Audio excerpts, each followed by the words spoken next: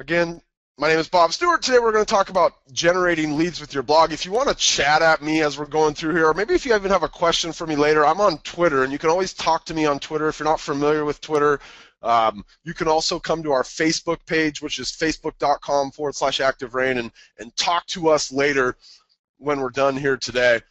So there I am. That's me. Somebody around this organization forces me to put my photo up there. I'd rather not. I'd rather be this mysterious voice, but that's me, if you're ever wondering what I look like. In a little bit, when we kind of roll to the portion where we're talking about the actual lead capture, because today we're talking about capturing leads with our blog, and there's kind of a process to doing this, and we'll go through that process. But when we talk about the actual lead capture component, I'm going to bring on Jack Markham. He's the director of agent engagement or agent productivity at MarketLeader.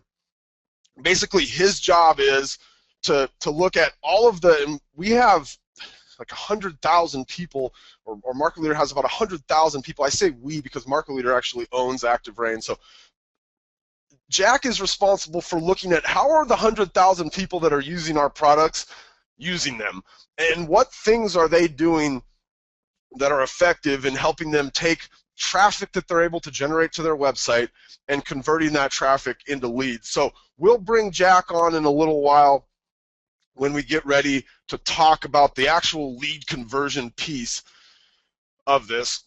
So I got to move something here real quick. Sorry about that. So there's a couple of questions that I want you guys or that we'll answer together, but I really want you to think about these things as it relates to what we're going to talk about today. And the first question is, why do consumers go online? And I'm, not in general. I'm talking about specific to real estate. Why do consumers go online specific to real estate? And there's three reasons, and we'll talk about those in just a second. And then the second question is, what is the purpose of your website? And this one, to me, is an ultra important question for you guys to be able to answer. And for me, okay, and this is just my opinion, but this is coming from, I've been in the real estate industry now, I'm 35 years old. We've been doing this for 11 years. So I was very young when we got into this industry. And I guess in being young, I didn't have a lot of preconceived, ways of doing business. And we just got in and we said, okay, we need people, we're young guys. Our friends aren't buying houses yet. Our friends' parents, think we're a joke. They don't want to work with us. How are we going to get in front of people that might need our help? And so, we quickly realized, because we had a little bit of internet background, one of my partners had been building websites in his parents' garage for a number of years, and so we realized we can probably build a website, and we know enough to probably be able to get it to rank in the search engines, and search engines were a lot different 12 years ago, but we could get these things to rank. And so our purpose for our website was very clear for us. Our purpose was to generate leads. Okay, we didn't have a bunch of awards. We didn't have a bunch of accolades that we could put up there and say, hey, consumer, look how great we are as an agent. I've been doing this for 20 years, and we didn't have those things. So our sole purpose for our website was lead generation. And if you look, and I've had now over the last at least 7 years as we've been doing ActiveRain, a chance to sit down and talk with a lot of the biggest agents in the business. And we're talking agents that have done, that do 200 deals or 300 or 500 deals a year. And every single one of those people, without exception, has a website in their arsenal. And it might not be their only website, okay? So you don't necessarily have to have just one website that does this, but every single one of them has at least one website in their arsenal that's sole purpose is to generate leads. And so for our class today, right, how to generate leads with your blog, it's very important that we understand that our website, and this is going to be separate from our blog, okay? Our blog is going to be like a place like ActiveRain, or maybe we have a WordPress blog. Our blog is going to be the place where we generate content that hopefully is getting us traffic, and we're going to talk about what kinds of content to generate for the purpose of getting traffic, okay? Then we need to be able to turn that traffic into visits to our website, and we'll show you the path to do that, or some of the best kind of options for you to do that. But at the end of the day, when they get to our website, the goal of that website should be to turn them into a lead. Okay, so I really, especially when we get into the website part, I really want you to think about your website, and I want you to put it up against the website that we're going to use and kind of just really have an understanding of, is my website capable of generating leads like this one is? All right, because there's these three parts, right? How do people find our content?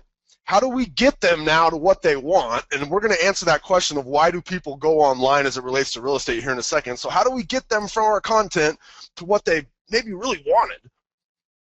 And then how do we take that person that's now on our website and convert them into a lead? And those are kind of the three steps, right? We get traffic, we get that traffic to the right place, and then hopefully that traffic feels like they're getting good enough information that they're willing to exchange what we're giving them for their contact information, right? They become a prospect or a lead in our business.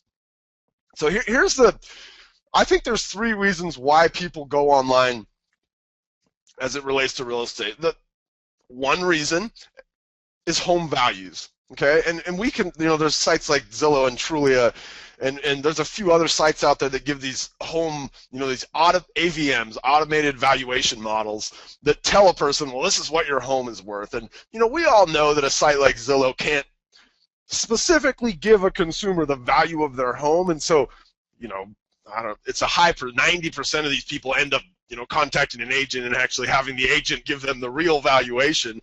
But people still go online to figure out what their house is worth. Right, and a lot of them are going to Zillow. A place like House Values, they'll go there. They'll give their information to an agent in order for the agent to give them a valuation on their house. Right, so people absolutely go online to figure out what's my home worth. It's one thing, right? Another thing they go online for, and this is a big bucket.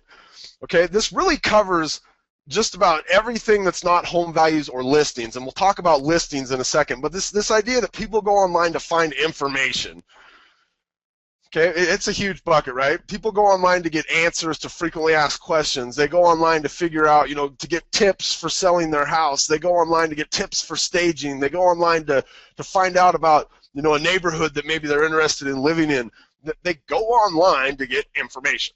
Right? And we're going to talk about how kind of having them go online to find information could potentially lead to listings for us. And this is probably the biggest reason that people go online as it relates to real estate, is to find listings. And if you look at kind of these broad search behaviors, a lot of the big head keyword phrases, and we're going to talk today about long tail keyword phrases, but a big head keyword phrase is something like homes for sale in Seattle, or Seattle real estate, or condos in Seattle, right? These kinds of general search terms are really designed around somebody looking for listings, and those are going to be the bulk of why folks are going online, okay, to find listings. So we got to make sure if they're landing on our blog, there's really clear paths for them to get all three of these things if they wanted one of them. And we don't necessarily know what they wanted, right? But as long as they've landed on our blog now, we got to give them clear paths to get all of this, the home values, information, or listings, if that's what they wanted. Okay, so what are we going to write about? So we're going to talk about our blog. I think I heard Jack coming on in there. Jack, awesome, dude. We're going to bring you on in a little bit here when we start talking about the websites that we're going to be driving these people to, and I'll have you kind of fill in the gaps for us. So what are we going to write about? We give you guys, so if this is the first time joining me for an ActiveRain class, there are places where we dive into like specific things that you can write about, and we talk literally for a whole hour about how do you write about this one thing. Like, how do you write a blog post that answers a frequently asked question, and we talk all about that. How do you write a blog post that talks about local events or local businesses? There's a couple of things that I think, especially as you're getting started, and even if you've been doing this for a long time, there's a couple of real specific types of posts that are they're ultra important to your real estate blog.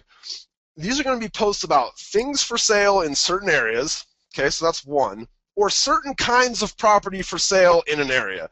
And there's a little bit of difference between those two, and let me try to kind of bring that difference to light. So here's things for sale in a certain area. So when somebody goes online, right, and then they're looking for a thing for sale in a certain area, we have to first identify what is that thing. So it could be condos, it could be homes, it could be houses, townhomes, foreclosures, short sales, right? There's all these are kind of the general words that people would use as they're making their query. So let's say that it's condos, all right? Now they're going to say for sale, so they're going to ask Google or Yahoo or Bing, and most of them go to Google, but these other places as well. They're going to say, I'm looking for condos for sale, where? Right? So now, your blog, unfortunately, and I wish this wasn't the case, but it is, your blog is never going to rank for condos for sale in Seattle. Okay, that's just the reality of the world we live in now, where sites like Zillow, Trulia, Realtor.com, Homes.com, these big websites, or maybe in your marketplace there's one or two folks that have been at this for the last 10 years and they're still able to get their pages to rank for these real general search terms. But those big box sites are the ones that rank for condos for sale in Seattle. So what we have to look at is we have to look at other ways that people search. And I'm here to tell you, and I'm actually going to show you, that people search these kinds of things for sale in very specific portions of your market. So when I talk about things for sale in certain areas means specific, not just general. And general would be condos for sale in Seattle. Specific would be like the Plaza del Sol condos for sale in Seattle, right? Where the specific area is the name of the building. Right? Or they'll search based on the name of a subdivision. So houses for sale in, Green River subdivision, Seattle. Or the neighborhood, like homes for sale in Green Lake, Seattle. They'll search for things based on like a school district. So maybe they're looking for, a house for sale in the Lake Washington School District, Bellevue. Right? The Lake Washington School District in Bellevue is a great school district. It's one of the top in the country. People are absolutely searching based on the needs of, where they want their kids to go to school. Another one that we see a lot of searches done for, and Seattle is a great example of this because we have some major employers. We've got Microsoft out in Redmond. We've got Costco down in Issaquah. We've got Boeing in both Renton and Redmond, or Renton and Everett, right? So people will search things like condos for sale in Redmond near Microsoft, right? So they're searching for a thing for sale, a condo, a home, a house, in a very certain area. And I'm going to show you this, and the example we're going to use is going to be based on this kind of a formula. Now, people will also search for certain kinds of property for sale in an area. So we're back to the same kind of, condos, homes, houses, townhomes, foreclosure, short sales, penthouse, duplex. There's all these different phrases they can use in terms of the type of housing unit they're looking for. But then they will use those in conjunction with some kind of a descriptor about the actual type of house they're looking for. So it might be a waterfront condo for sale, on Lake Union. It might be a lakefront house for sale on Lake Sammamish.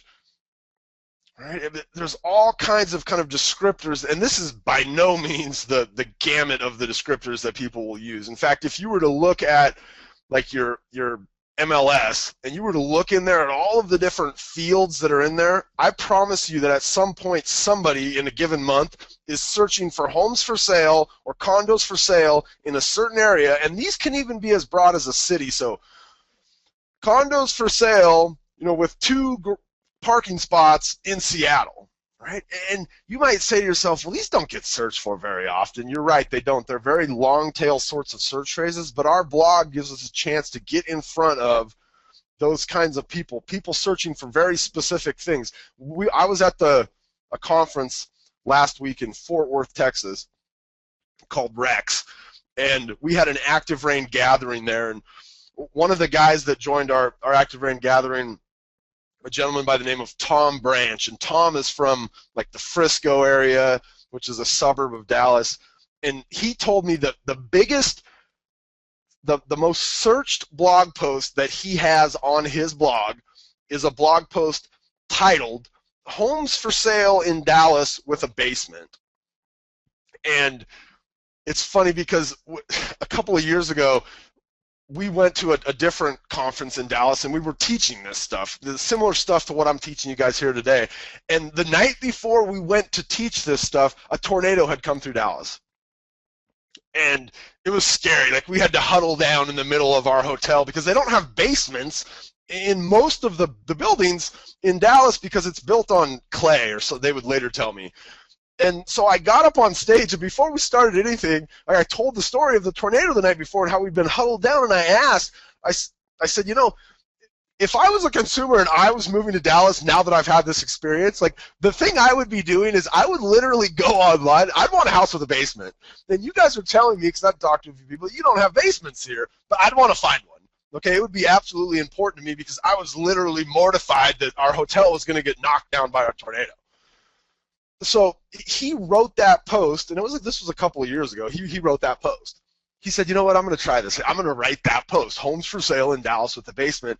And I've seen Tom a few times over the years since then, and he always jokes with me about that being the most trafficked blog post on his blog, and it absolutely generates leads for his business. So these certain kinds of properties for sale in an area are things that we could be writing about. And the beauty of this, I think, is there's no shortage of these kinds of things. Like Rambler, for instance, is a what's the term? A colloquial term. Like it's a regional thing where not everybody around the country calls a single-story home a Rambler. I know in the Pacific Northwest we call it a Rambler. It's called something different in different parts of the country. See, there's all these kinds of words and phrases that associate with the types of houses that people are looking for that you guys should absolutely be utilizing in your blog. So what does a post like this end up looking like? And on the screen right here, and we're going to go in and look at this specific post, and I want to kind of show you guys how one of these things comes together, and then we'll talk, and we'll bring Jack in. We'll talk about the lead capture opportunities out here, and kind of where do you want to point these people once they're on your blog in order to get the highest and best use out of your website as a tool for lead conversion. Okay, so let's go in here now. Let's go, I'll call this live because we're actually looking at a post that I wrote. And this is going to be a post about the Plaza del Sol condos for sale in Capitol Hill, Seattle. So this takes us back to, you know, a type of property or a thing they're looking for in a very certain area, right? They're looking for a condo for sale in this certain building, the Plaza del Sol condos. Now, how does somebody, because I think it's always interesting, if I'd never seen this stuff, my first question would be, really? People actually search for condos for sale in a specific area? What is the process that somebody might use in order to get to that point? I think it looks something like this. They go online, they're 8 months away from buying, and the average consumer is actually further away from that. We've done a couple of studies at Market Leader. NAR and Google did a joint study that says people start going online, Jack might jump in, it's like 16 to 18 months before they're actually going to buy. Okay, and the closer they get to buying, the more specific their search behavior becomes. So they're many, many, many months away from buying something. They go online and they start searching things like condos for sale in Seattle. And who do they find? They find the Trulias, the Realtor.coms, the Zillows, the Homes.coms, the companies we've already mentioned, right? Because they have, you know, teams of people that focus on search engine optimization, and Google's starting to look at them as brands, and that's becoming more important in the search engine results. So those are the people that show up. But remember, they're 12, 14, 16 months away from buying something. Over those months leading up to when they actually are going to purchase something, as they're looking on these sites, they're taking notes, they're taking note of like buildings that they like. What they do is when they come back, if I find because I can't search on a lot of these sites for units in a particular building. So let's say they found 3 or 4 buildings that they really like the look of. You know, they like the listings that they'd seen a couple months ago, but those listings are no longer available. What they do then is they start coming back to Google, and they do searches like this. And this is search traffic from the last 30 days. Okay, and this is just on one building in Shelton, Connecticut. And Shelton, Connecticut is a small town. It's by no means a major metro. Okay, this is one condo complex in one small town in Connecticut. This is the traffic that this blog post, and this is a lady who'd written about the Aspatuck condos in Shelton, Connecticut. I want you to look at this search behavior here, right? So people will look for kind of the just information about the condo complex, right? That covers that information bucket. But they also, like, look at this guy, Aspatuck condos for sale in Shelton, Aspatuck condos for sale, Shelton CT, like, just there's minor differences in here in the way they search. Aspatuck Village condominium, Shelton CT for sale. This person even thinks it's in Stratford, but they know they want the Aspatuck Village, right? And there's all, like, these people are looking for floor plans for the condos. This is the kind of traffic that I want on my blog. I mean, is there anybody in the audience right now that's looking at this and going, you know, I don't know, that doesn't really seem like an interested person to me? These are the queries that these people did in Google that led them to this ActiveRain post, this one about Aspatuck Village. So let's look at our post, and I actually use this post in a class, and I'll give you guys kind of a path to find these classes where I talk specifically about building posts like this. So this one we did is called our, you know, how to write a post about a condo complex. I'm going to kind of walk you through what's in here. So we're going to utilize the name of the condo complex in conjunction with what they're looking for, which is something for sale. So Plaza del Sol condos for sale in an area. And I could have actually done this as just Capitol Hill, and I'll show you what happens. So I come over here and I actually switch my browsers. You can tell the difference here. This is my Google Chrome browser in incognito mode. And incognito mode means this is what the average person is going to see, because Google looks at our own search behavior and they give us results kind of geared towards that behavior. But this is just the average person out there in incognito mode, right? You can see the little guy up here. So Google's not able to kind of look at who I am, what I'm doing. And I just look for Plaza del Sol condos, Capitol Hill, Seattle. I think I could even do like Plaza del Sol condos for sale in Seattle, something like that. I'm going to get similar results where my blog post is showing up here in position 2, and you'll notice my face in there, and that's a function of me having Google authorship set up on my ActiveRain blog, but that draws people's eyes a little bit closer, and so as they click on here, they're going to now have found my blog post. And I even have demo post in here, but I'll tell you guys what, this post has actually generated leads for a business I don't have, which is a little bit concerning, but oh well. So here's the post, right? I've got a good title in here. I restate my title because that becomes a part of my page description, and so you can see the page description in here where I restated my title. The next thing I'm going to do is right away, I want to give them a chance to find listings if that's what they wanted. Okay? We're going to come back to that in just a second. So, because remember, all these people here that were looking for like condominiums, Shelton for sale, for sale, for sale, they might not have just wanted me to give them an explanation or the information about this area. They actually wanted to see the condos for sale right now. And it's pretty easy to look at this page and realize there's nothing for sale on here. So real early, I want to have the ability for them to get back to the condos for sale in that area. And I'm going to bring Jack on in just a second. He's going to talk about what do these pages look like, why is it important that we link to where we link to, okay? I also want to have a chance up here real quick at the top for them to get a value for their condo or their home in the area if they're thinking about selling before they want to buy here.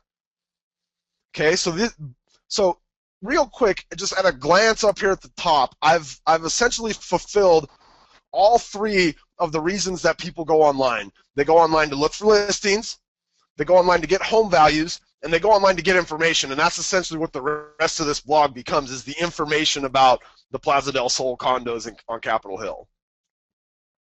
Okay, see, very, very quickly up front, I've gotten them a chance to get all three of the reasons that people go online.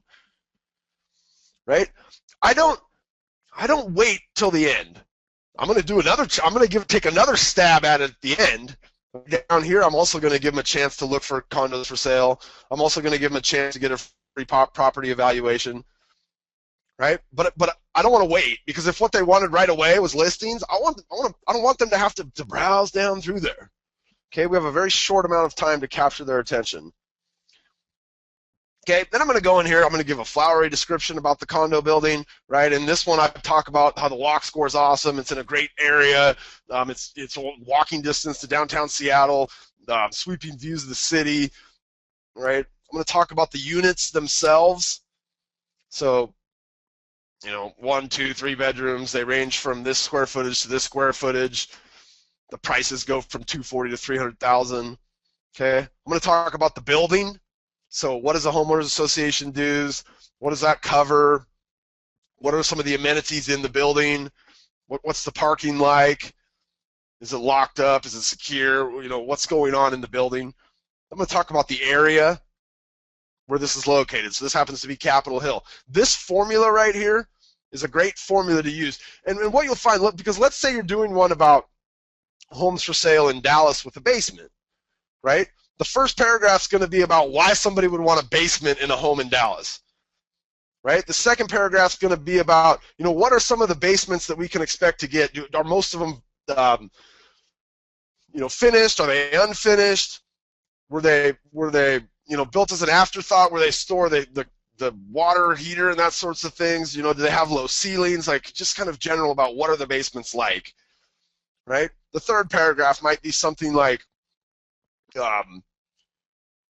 know, the fact that there's not very many of these things in Dallas, because, you know, you start to get a formula, and that's a formula we could do for a similar post about homes for sale with a basement in Frisco or homes for sale with a basement in Fort Worth. Okay, let's bring Jack on for a second. Jack, are you there? I am. Okay, so I want to kind of, I'm going to show people what I did here, and then I want you to talk about these pages that we're going to land on. So somebody is looking for a condo for sale in Plaza del Sol. I'm going to give them a chance to come back to my website and find condos. Now, Jack's aware. We can't, just like Zillow, Trulia, these other sites can't parse all the way down to a specific building. We can't do that either with our search for a specific building, and that's based on the MLS data that we have, right? Sometimes we can do it based on like a certain subdivision, but what we're going to do here is we're going to give them a search of condos, right? So we've got condos on Capitol Hill in a certain price range, and I'm going to make that price range so that if there is something for sale in that building, it's going to show up there. So it's kind of a general search, but these are condos similar to that area. Jack, when somebody lands on this page, give me a sense for what did they want and what are they seeing? Well, I think, so one thing is what you talked about, right? They're on a blog. They want relevant content. So the biggest mistake you could make at this point is drive them back to a site that's going to tell them all about you, the agent, right? And so what they're looking for is specific relevant content and kind of like a value proposition. So it's important that you put them in front of that content on your website, because the biggest thing we don't want to happen is we don't want these people to hit our website. The average attention span we know of online consumers is 9 seconds. We don't want them to leave and go somewhere else and look at other properties. So it's about sucking them in to our website. And so the more relevant content you can showcase, right, the more that you're going to get them bought in on your website. So you really want, if it's a blog about condos, you want to put them in front of those condos. It doesn't necessarily have to be in that same complex like you were talking about, but you definitely want the relevant content to be about condos and to give them instant gratification in that consumer-focused kind of look and feel would be condos. You know they're interested in condos, so just showcase your information and put them right on your website in front of that content. Here's what I see a lot of agents doing is they will either go to like the homepage of their website, and this is actually a really good example of a homepage because it makes the home search very, very visible and broad, or what they'll do is they'll land them on like an ability for the consumer themselves to search, okay?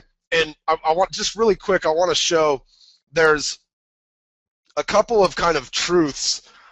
And these are facts that we spent a lot of money, and I mentioned that we've been doing this for 12 years, and when we first started, one of the things that we did is a lot of Google AdWords, and we spent a lot of money learning these two truths, the first truth is the more clicks it takes someone to find what they want, the higher likelihood that they will not do what you wanted them to do.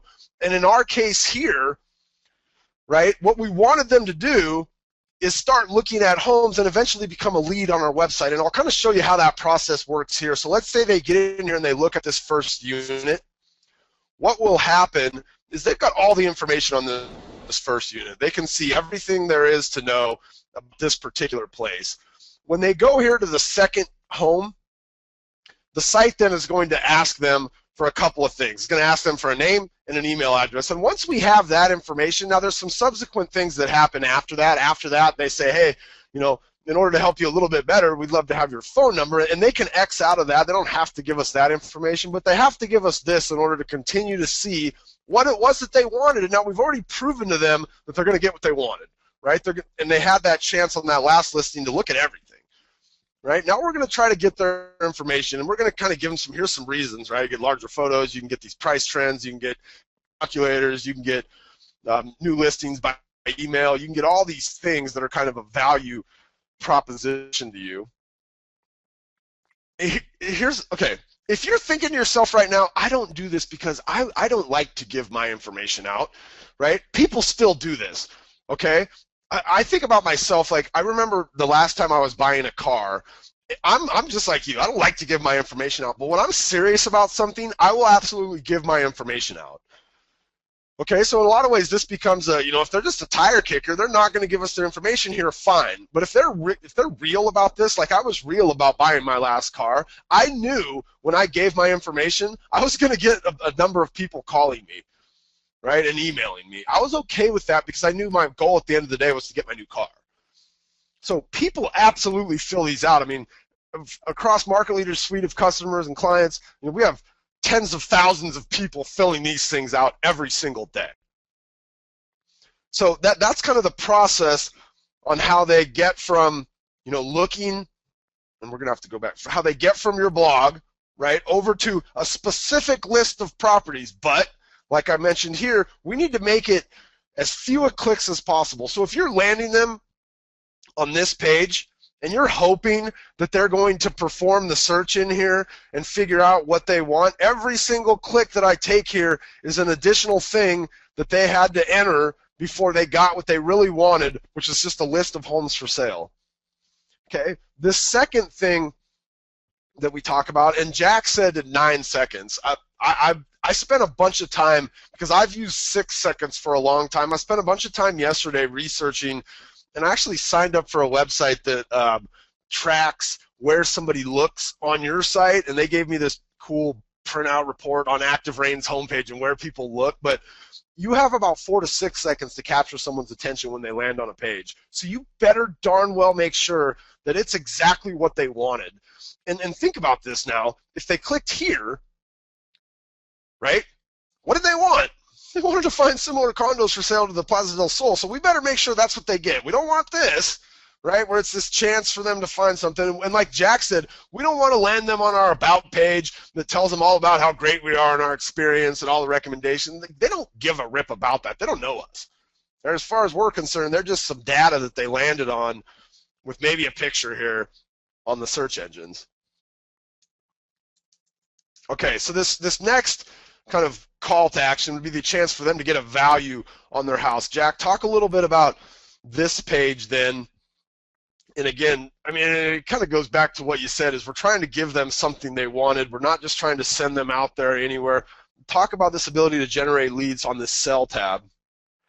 Well, I think obviously we know as agents listings are a premium right now. I mean, look at the market we're in. When we're in bidding wars, we want more listings. So I think the biggest thing with listings is you just have to understand today's sellers. Today's sellers, they're not much different than today's buyers, right? They're still in this gather mode. The biggest mistake we can do is we don't allow them easy access to content. What I mean by that is understand today's consumer, buyer or seller. Why do they go online? They go online to hide behind this wall of the internet. Give me content, give me content. I don't want to talk to anyone.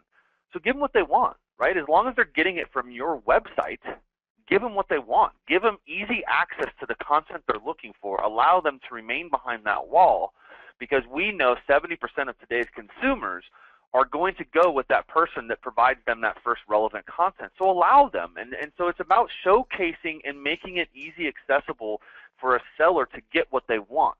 We know what they want. They want the value of their home, right? They want to know how their house stacks up. They want to know, should they refinance, should they sell? So give it to them. Like, give it to them. You should be driving people to this sell tab if you have a sell tab. And I'll piggyback on a couple other things you said, Bob. Is one thing I noticed is you pulled up the value proposition lead capture, and I think the biggest mistake agents make on their website is they don't capture leads. They simply have an email me or call me button, which we know doesn't work with today's consumers, because literally how often is someone going to call you off a website? So you have to provide relevant content and a value proposition and give them a reason that they want to opt into your website, right?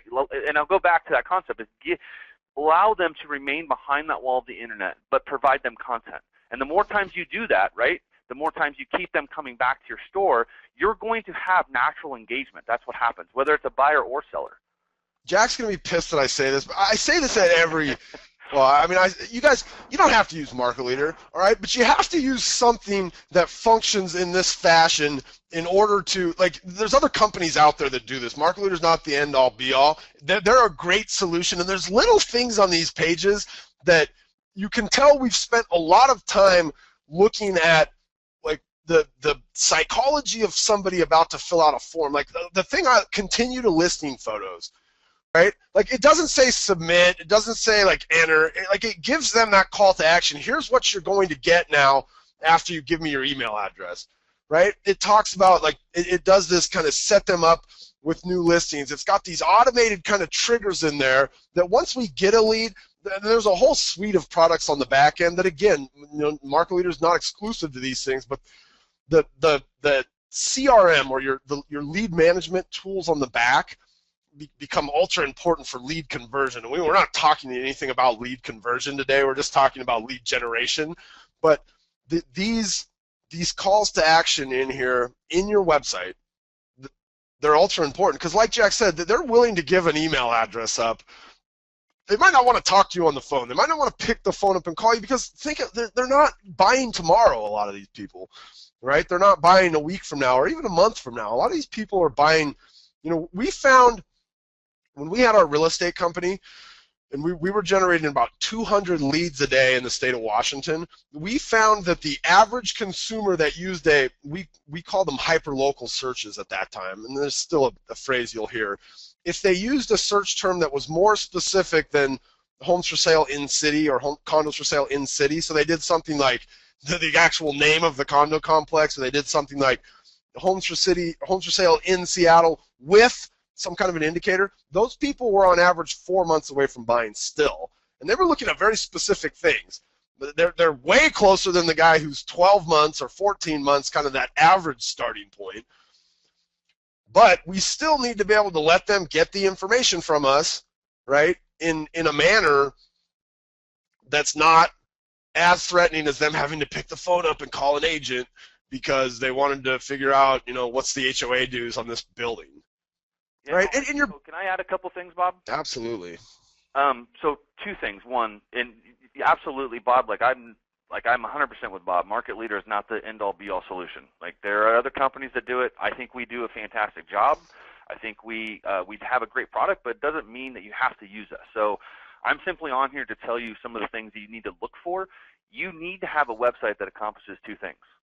One, it generates leads, at least 50 leads a month from different sources, and two, it engages your leads, right? It has to help you engage leads because, like Bob said, there are no such thing as good or bad leads. It's just the difference between online leads is where you get introduced to people in their timeline. And so if you get introduced to someone in their timeline and they're 12 months out, can your website help you move them through the funnel?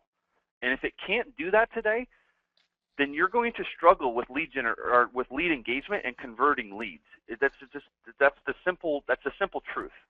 And so you have to, when you're putting together the website, right, and you're looking at different companies, there are some things that you have to have, and it has to help you generate leads and it has to help you engage leads.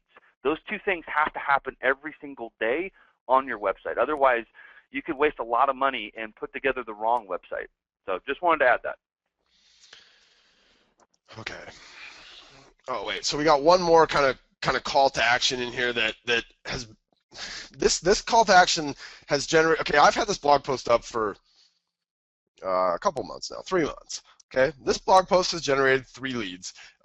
Two of the leads have come in from the search capability. The other lead came in through this stuff down here at the end. And so at the end of this, if they've gone through and read this, and I always hear people, I've had a couple of agents say to me, in fact, when we did this class, I had somebody make the comment, this seems kind of long. It seems like I thought people didn't want to read a lot of stuff online. Now, we have 4 to 6 seconds to capture their attention, okay? But if what we're delivering to them is what they want, they will absolutely consume it.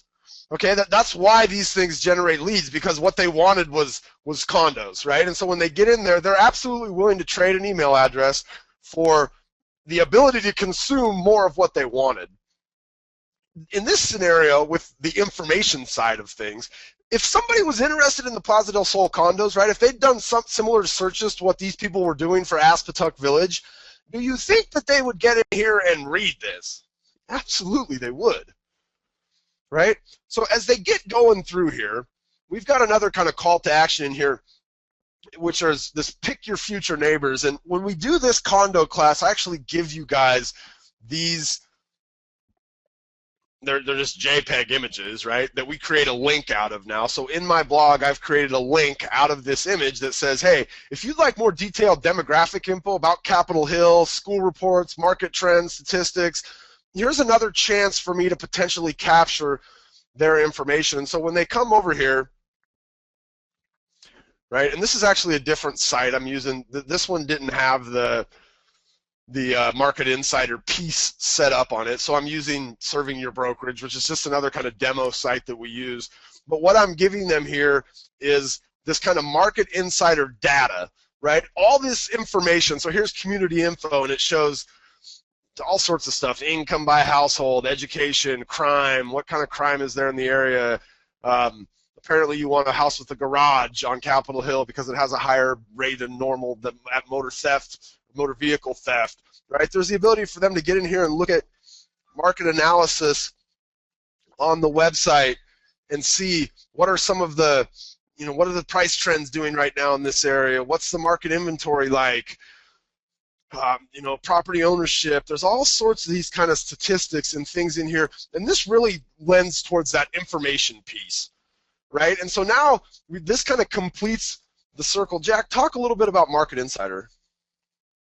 Well, it's having up-to-date community information, which is a must. I'm sure most agents on today's call, Bob, have the ability to provide this information to their clients. But however, if it's not integrated, meaning it's not on your website, then how are you getting people back on your site? So I think having Market Insider, and that is the community information, the zip code data, the market analysis, the school information, having that actually on your site makes it a phenomenal tool to drive back people to your website, right? So the first goal when you generate a lead, I don't care if it's off a blog, I don't care if it's off Craigslist, wherever, even Zillow, right? We'll use Zillow. When you generate a lead, your number one goal when you generate that lead is to get them back on your website, right? Because if you don't, where's that lead going to go tomorrow to look at more homes?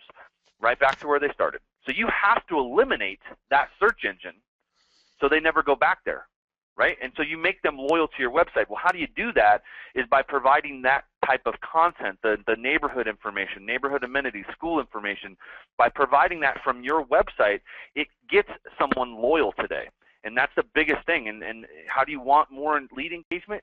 Get them coming back to your site, getting this content from you, and you will find that 9 times out of 10, these people will reach out to you with questions. Now you'll start earning more phone numbers. You'll start getting people to return your emails and phone calls because you're the one providing relevant content.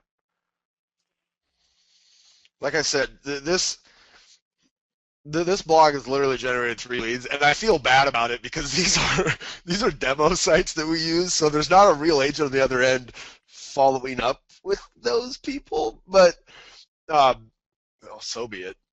I do that on your guys' behalf, right? Okay, so I talked about one kind of type of post, this idea of condos, right? I want to, what do I got here? Calls to action. Yeah, so we talked about that, right? We've got one call to action now inside of our blog post for each of the reasons somebody goes online. We've got the ability to find listings, we've got the ability to get a home value, and then we've got this kind of the ability to get that more information, right? And the blog post itself, again, like I said, serves as information, but they've got this chance to get more information, again, back on our website. And it all kind of circles around the idea, like Jack said, of getting them on the website and then having things there to engage them so that they don't go back to where they came from, which he said they don't go back to the search engine they came from, but we consider things like Craigslist or Zillow or any way that you're getting leads, that's a search engine, right? It's allowing them to get back to your website to search. Now your website has to be able to capture them. So those kinds of posts, right? And there's all kinds of different posts. I just gave you one kind of example, and then we talked about kind of the concepts for building other types of posts. There's two things that I want to kind of give you guys as additional resources when you leave here. One is our boot camp series, and in fact, tomorrow we have the second class in our boot camp series. The first class was SEO, how to write a blog post that ranks in the search engine. At this link, you can find the recording from the first class. Okay, you could also, if you want to join me tomorrow or next Thursday, tomorrow we'll do keyword phrases, like how to build and what keyword phrases to target. I'll do a whole hour about keyword phrases, right? And we did a little piece of that here, right? Well, these concepts we'll expand on greatly. Okay, and then the other one is this ActiveRain.com/blogging-blueprint. In there, there's a bunch of classes we've done in the past that teach you kind of the formulas for building these kinds of posts, right? And I went through the formula for this, right? Kind of flowery description that talks about why this place is awesome. What are the units like? What is the building like, right? What is the area of Capitol Hill like, right? But we do these blogging blueprint classes for things like subdivisions. So how do you write a post about a specific subdivision? Condo complexes, local events, local businesses. And we do it all in terms and really with a focus on what are the lead capture opportunities. And so our third class in the bootcamp series is calls to action. And again, we'll dive into some of the same things we covered here, but in more detail. And we'll talk about some of the other types of calls to action that you have the potential to use on your blog, like forms where somebody can ask you a question, and just some of the things on your ActiveRain blog that you want to pay particular attention to from a calls to action perspective. I'm going to give you guys this really quick. If you're not an ActiveRain Rainmaker already, here's a promo that you can use. It's $29 a month instead of like the site price, which is $49. If you were to just sign up directly on the site, you go to arpromo.com/June 2013. This wasn't really meant to be a sales call. Hopefully you were educated here to the degree that you now have a few questions for Jack and I. And let's go through here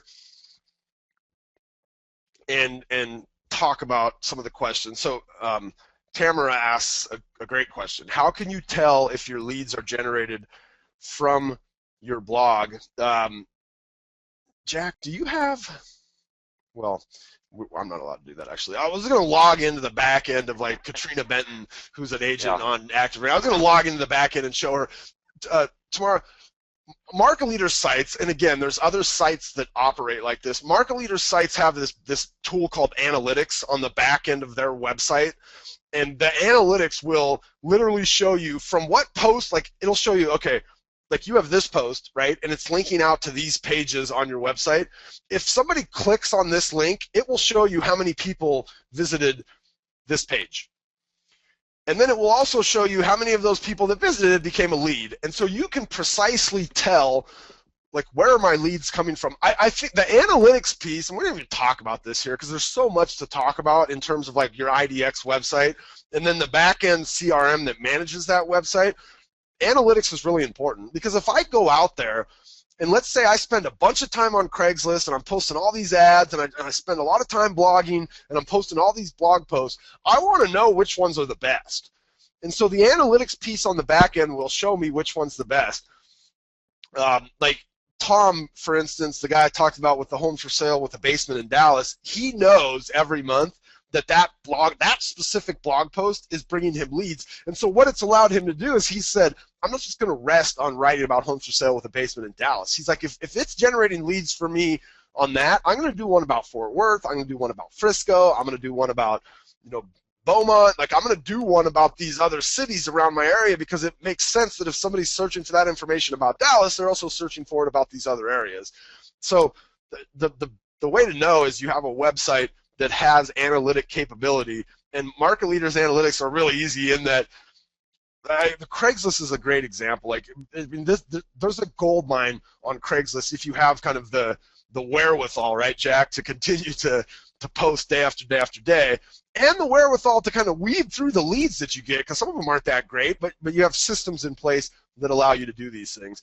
But if you don't know which ads are working the best, like if you have an ad that continually drives traffic but no conversions, well, then you need to look at maybe what page am I linking to? Am I linking to the right page to get conversions? Or if you have an ad that never gets in, never pushes you any traffic, well, get rid of that ad, right? Or if you have an ad that pushes you a ton of traffic and gets a bunch of leads, double down, right? Think about ways you can kind of vary that ad a little bit, or focus it on different cities, or use that same theme, right? Because like if we had a blog post like, Plaza del Sol condos, and we've seen that in the last couple of months that gotten me 3 leads, well, I'd want to write more posts about other condo complexes on Capitol Hill.